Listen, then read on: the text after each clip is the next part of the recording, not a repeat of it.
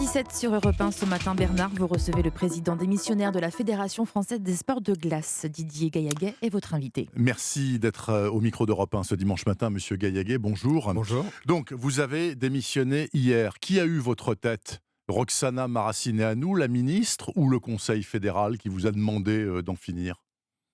Oh, écoutez, je crois que c'est surtout une sorte de vindicte populaire qui est tournée vers cette fédération, uniquement d'ailleurs, c'est surprenant.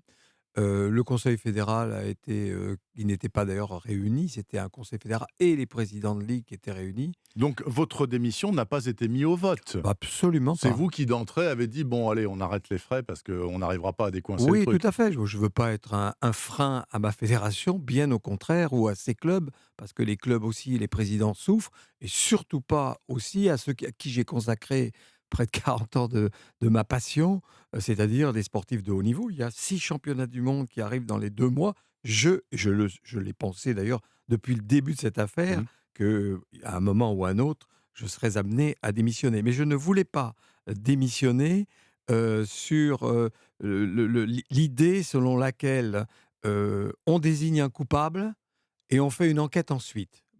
Pour moi, c'est dans la tradition républicaine, dans la loi, c'est l'inverse. Bah là, vous avez perdu, puisque l'enquête, elle commence demain, et vous avez déjà démissionné. Moi, je ne fais pas un combat personnel avec Madame Maracineanu, bien au contraire.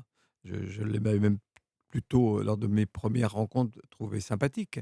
Mais là, sur le plan du ministère, et au regard d'un nombre de dysfonctionnements constatés dont j'ai apporté les preuves, enfin en tout cas matérielles, je trouve que c'est totalement injuste à l'égard de la fédération dans son ensemble, mais également à titre personnel. Monsieur Gaillaguet, hier, le Conseil fédéral, ils vous ont remercié sèchement en disant « bon allez, hop, tu t'en vas et ça suffit » ou est-ce que quand même, ils vous ont rendu quelque chose de ces 20 ans passés à la Ils tête ? m'ont été j'ai été extrêmement touché de la manière dont ça s'est passé. J'ai expliqué ma version des faits, la stratégie que Oui. j'avais évoquée auparavant. Ils ont été formidables avec moi. Ils m'ont applaudi. Enfin, il y avait beaucoup d'émotions dans ce conseil et j'ai été touché parce que ce sont des semaines éprouvantes. Monsieur Gaillaguet, ça fait 10 jours maintenant que sur Europe 1 et dans tous les médias de France, on diffuse des témoignages de gens du monde du patinage, des Oui. entraîneurs, entre autres, qui disent bon, il fallait que ça change et que Monsieur Gaillaguet, il faut qu'il parte. Maintenant, c'est fait parce que ça dure depuis trop longtemps. Tout le monde savait et personne ne faisait rien. Vous saviez, vous n'avez rien fait. Vous êtes responsable mais pas coupable, comme disait Georgina Dufoy dans l'affaire du sang contaminé. Pas du tout. Il y a des faits dont nous parlons qui datent de 31 ans. Oui, et qui sont Tren- prescrits par la justice. 31 ans prescrits par la justice, certes, mais de 31 ans. Oui. Je découvre, il y a une semaine et demie dans la presse, qu'il y a des violeurs présumés Mmh. à l'intérieur de cette fédération. Il y a 31 ans, je ne suis pas aux manettes de la fédération, c'est 10 ans avant que j'y arrive. Je suis un entraîneur à Champigny. Aujourd'hui, on me rend comptable de ceci. Mais Bon, pendant toutes vos années de responsabilité, vous ne saviez pas. Il pas, n'y avait pas- rien qui vous venait aux oreilles. lorsque j'arrive aux manettes, au début 99, il y a une jeune sportive qui vient, alors je suis très inexpérimenté à ce poste, qui vient me voir, qui me parle de comportement équivoque de son entraîneur, De la part de Monsieur Beyer, Gilles Beyer. Monsieur D'accord. Beyer. Oui.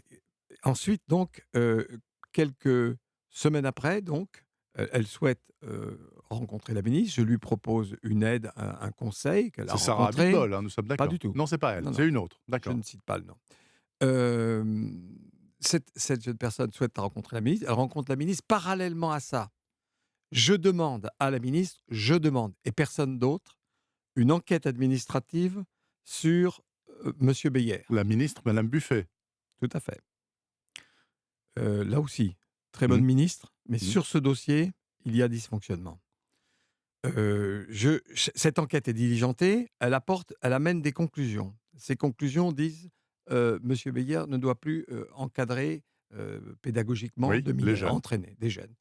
Il est nous rendons le contrat de préparation olympique. Ce contrat de préparation olympique, Madame Buffet elle le réadresse à l'Éducation nationale parce que c'est le corps auquel appartient M. Beyer. L'Éducation nationale le renvoie à Madame Buffet. Madame Buffet nous renvoie M. Beyer dans la fédération.